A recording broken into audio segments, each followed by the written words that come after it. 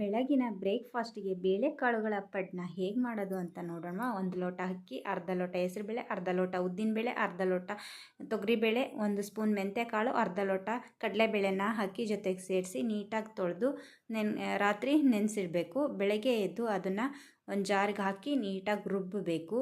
ಈ ರುಬ್ಬಿದ ಮಿಶ್ರಣದ ಜೊತೆಗೆ ಒಂದು ಸ್ವಲ್ಪ ಹಸಿಮೆಣಸಿನ್ಕಾಯಿ, 1 ಸ್ಪೂನ್ ಜೀರಿಗೆ, 1 ಸ್ವಲ್ಪ ಹಸಿ ಶುಂಠಿ, 1 ಸ್ಪೂನ್ ಕೊತ್ತಂಬರಿ ಕಾಳು, ಟೊಮೆಟೊ, ಒಣಮೆಣಸಿನ್ಕಾಯಿ ಹಾಕಿ ನೀಟಾಗಿ ರುಬ್ಬಿ ಮಿಕ್ಸ್ ಮಾಡಿ ಈ ಥರ ಇಡಬೇಕು.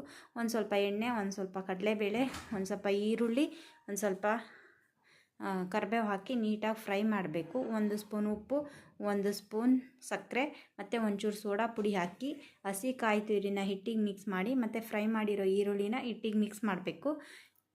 ಈಗ ಹಂಚಿಗೆ ಎಣ್ಣೆ ಹಾಕಿ ಪಡ್ಡು ಹಾಕ್ಕೋಬೇಕು. ನೀವು ಈ ಥರ ಬೇಳೆಕಾಳುಗಳ ಪಡ್ಡನ್ನು ಮನೆಯಲ್ಲೇ ಮಾಡ್ಕೋಬೋದು.